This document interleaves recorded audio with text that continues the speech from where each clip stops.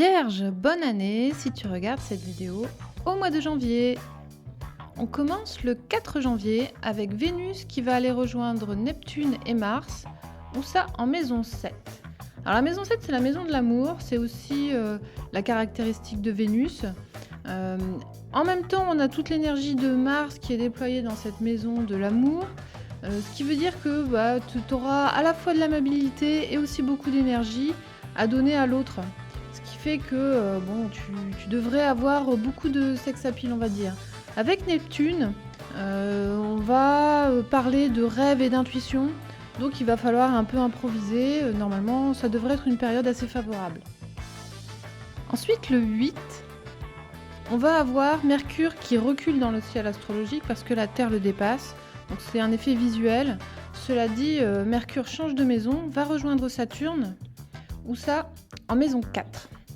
Donc Mercure est en train d'effectuer une rétrogradation. Et la rétrogradation dure un peu moins de 3 semaines, depuis le 20 décembre et donc jusqu'au 8 janvier.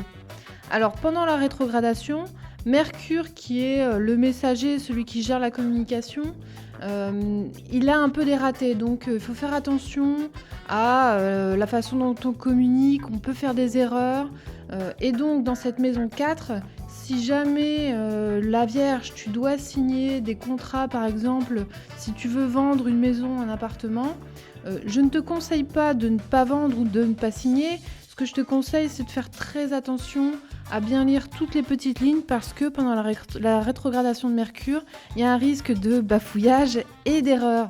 Donc fais quand même attention jusqu'au 8. Ensuite, le 12, on a une pleine lune.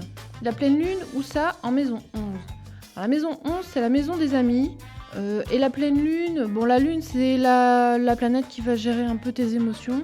Alors, je me suis dit qu'une pleine lune en maison 11, peut-être que tu allais vouloir te reconnecter émotionnellement avec tes amis, donc peut-être une fête un peu intimiste. Ensuite, à partir du 13, Mercure, qui a repris sa course depuis le 8, va à nouveau changer de signe, quitter la maison 4 pour aller rejoindre ici le Soleil et Pluton, ou ça en maison 5. Alors Pluton, c'est un peu la mort et la renaissance, dans cette maison 5 qui est celle des plaisirs et des loisirs. Donc en toile de fond, on va dire que depuis quelques années et encore pendant plusieurs années, tu es en train de revoir la façon dont tu t'amuses ou la façon d'évaluer les arts et la beauté en général dans le monde.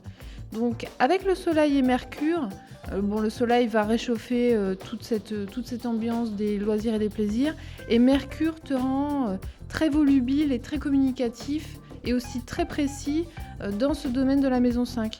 Donc tu peux t'intéresser à des formes d'art qui soient assez précises ou en tout cas communiquer beaucoup plus dans cette maison avec les arts en général.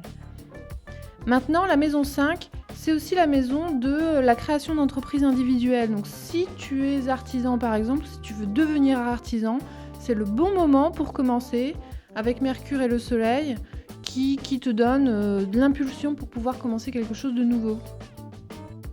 Ensuite le 20, le Soleil continue lui aussi sa course pour quitter la maison 5 et aller en maison 6.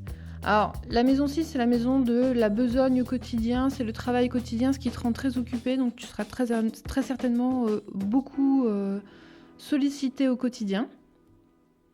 Alors, la maison 6, c'est aussi la maison qui gère tout ce qui est santé, comment tu prends soin de ton corps, et donc c'est peut-être aussi le moment de se remettre un peu à l'exercice, surtout après les fêtes. Pour continuer sur la même lancée, le 28, on a un autre événement dans cette maison 6, c'est la nouvelle lune. C'est un événement qui va te demander de faire les choses un peu différemment. Alors peut-être que justement tu vas vouloir changer ton régime alimentaire, t'occuper de ton corps un peu différemment. Et enfin, à la toute fin du mois, le 29, on a Mars qui change de signe pour aller en Bélier. Donc c'est plutôt une bonne position pour Mars, qui va aller rejoindre ici Uranus, donc en maison 8.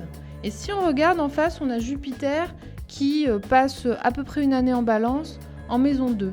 Alors maison 8 et maison 2, ce sont les deux planètes qui gèrent l'argent. Maison 8, c'est plutôt l'argent que tu vas gérer avec les banques et les institutions. La maison 2, c'est ton propre argent, tes propres ressources financières de façon un peu plus individuelle.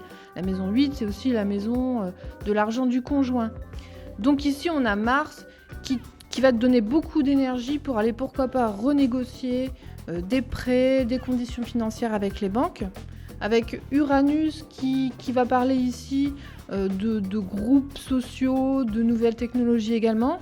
Et puis Jupiter en face dans tes ressources personnelles qui, lui, va opérer une espèce d'expansion extraordinaire et aussi beaucoup de chance, Jupiter, dans la maison de l'argent personnel. Donc ça devrait être une période relativement focalisée sur l'argent, peut-être une période de signature de contrat. Voilà, c'est tout la Vierge pour ce qui concerne le mois de janvier. Je te souhaite donc un très bon début d'année et je te dis à très bientôt.